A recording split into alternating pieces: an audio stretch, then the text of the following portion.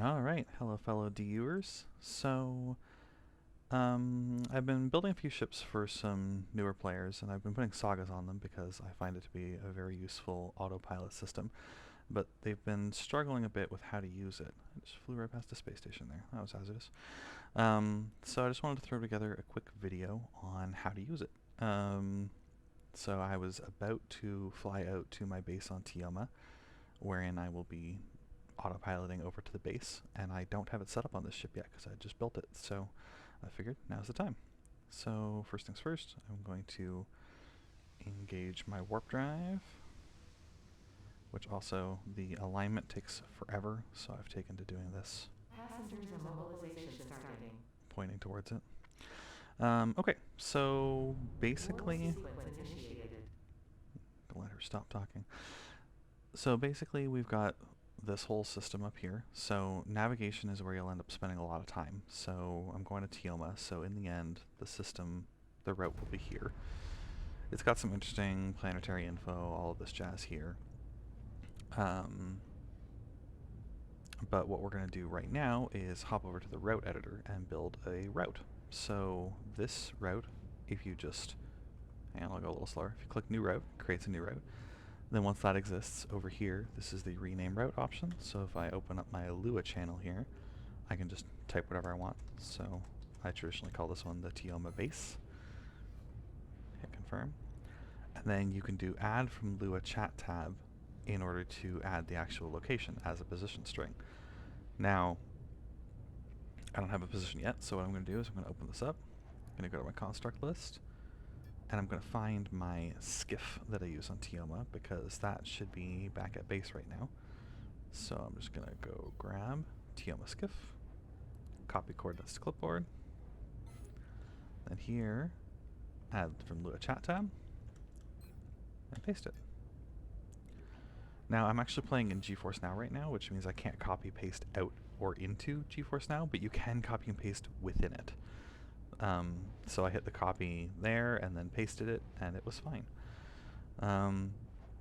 So honestly, the key things that you need to know are into the autopilot thing here. I always set this up beforehand, but I can't stand slow auto level myself because it basically tries to level out the ship when you're going really slow.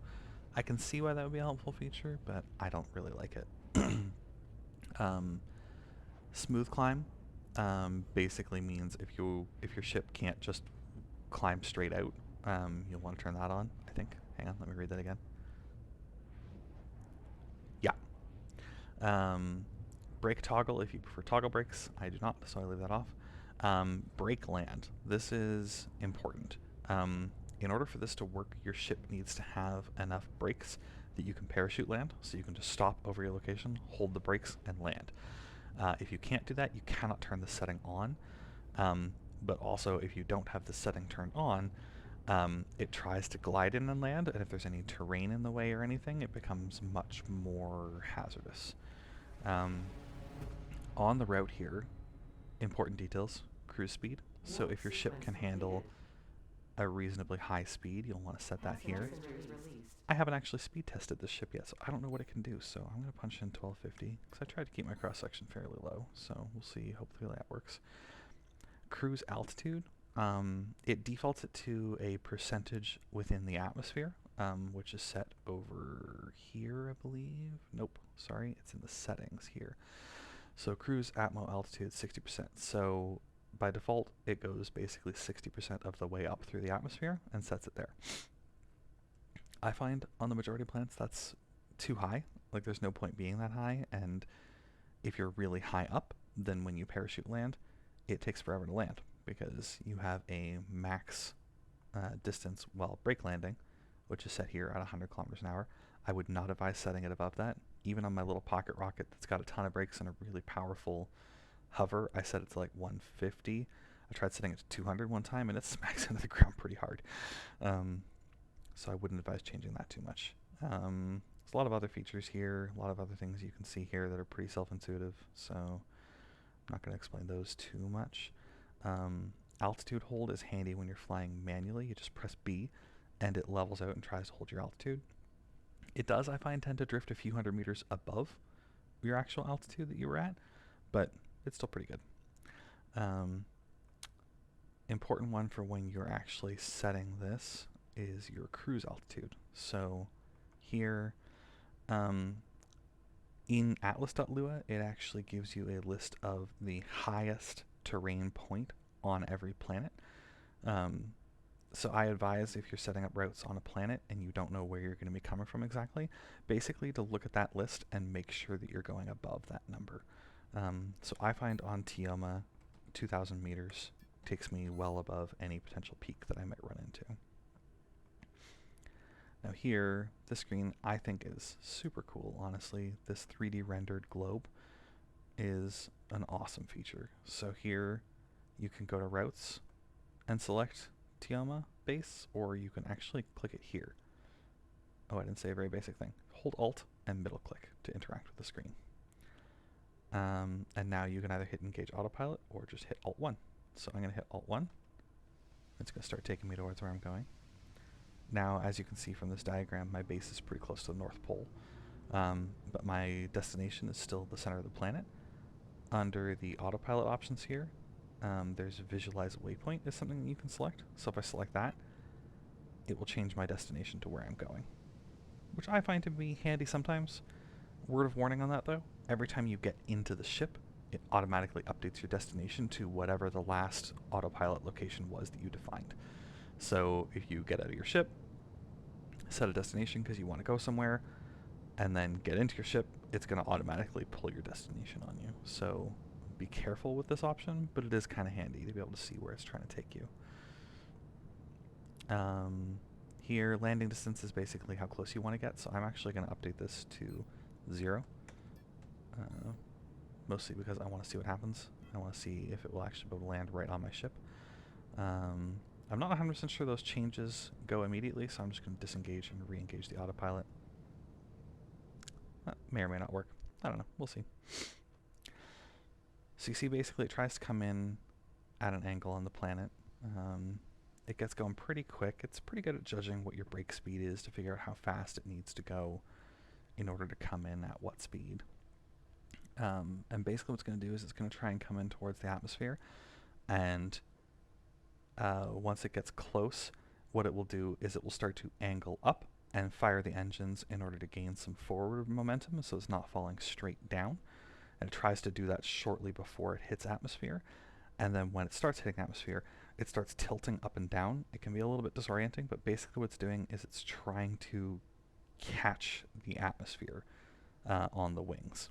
So here it's angling up, it's preparing for a burn, I assume. Nope, maybe it thought it had enough forward momentum already. Nope, here it is. So, angles up. Fires the engines a little bit. So it's trying to get me moving a little bit more forward before we come into the atmosphere. And now it knows that we're getting pretty close to the air. So it's going to cut the engines. Yep. And you can hear the fire starting up because we're in very thin atmosphere now. And we're still going way too fast, so we're still going 1900. So now it's registering that we're in the air, so it flips into cruise control mode, angles down, fires up the engines, and starts to try to catch the wind. So my altitude's still fairly high, but I'm getting close to the 2000 mark, so you see it's starting to level out, and overshot it a little bit, but not by much. And now it's going to just level out and cruise at approximately the altitude hold point until it gets to the location.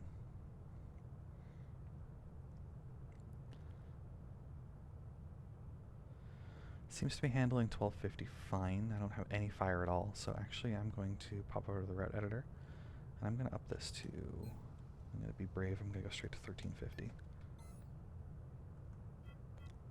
Oh, looks like it adjusts right away. Alright, come on, let's go. Switches to cruise control mode, starts ramping up.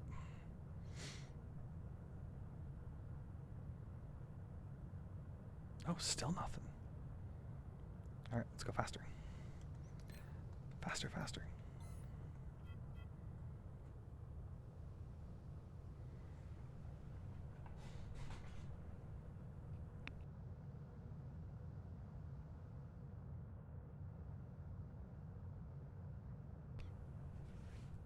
So I'm not sure why it's slowing down now. It's possible that I don't have enough thrust, although I would have expected to see that a minute ago. Sometimes I find if things start going wonky, just exiting autopilot and entering it again, just hold Alt and hit 1 twice. Kicks things into gear a little bit more. So yeah, now I'm gaining speed again. If you're not adjusting and fiddling with settings as you're going, this tends not to be a problem, but... No, losing speed again. Alright, well, I'll have to investigate that later.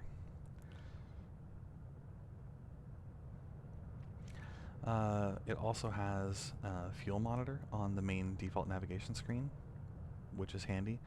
In order for that to work, you have to have your settings set correctly for your skills, for the talents. So here you see I'm pretty good, but I don't quite have space tank, rocket tank, or tank weight done yet. So those ones don't show up. Also, Alt 3 gets rid of that whole option there, and Alt 4 gets rid of the middle stuff and brings it back to the default.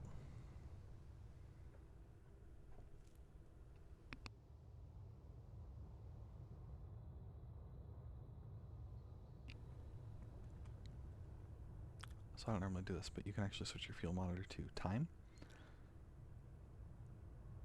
So that's based on how it's currently running, basically. So if you pump it up to full throttle and you look at that, it'll tell you how long it will be able to run for, which is pretty nifty. Alright, so now you see we're coming in over the location, so we've drifted a little bit below the 2,000 mark, but it's coming in on top of where it wants to land, so it's going to flip those brakes on and try and lower in down onto the target.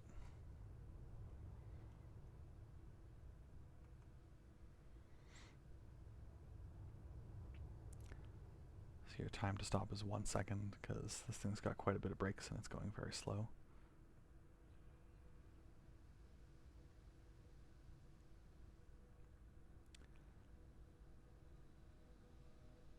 It went a little excessively slow for a minute there and now is sped up to the 100 km/h mark.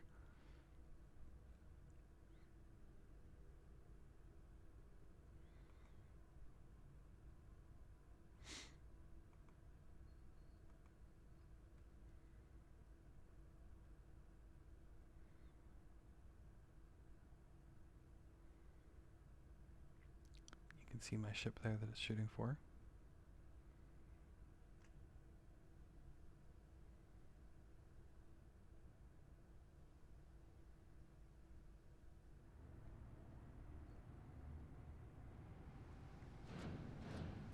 And look at that.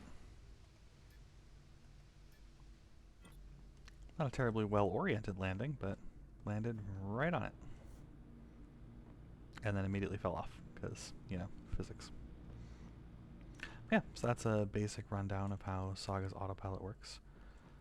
For what I was mentioning about the altitude hold, basically, once you've taken off, I use it mostly as a level as opposed to an altitude hold. So if I've twisted off at a weird angle, I can just hit B. And it will settle me back into place. If you're falling at speed, it might start angling up, so you can kind of just flutter B, hit it a few times, and it will help you level out. I use that all the time in my tri-scanner when I'm trying to level out on the AGG.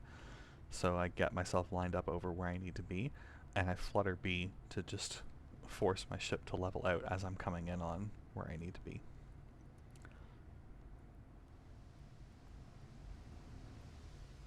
Alright, I think that is the gist of Saga's Autopilot. So that's it for me. Hope that was helpful.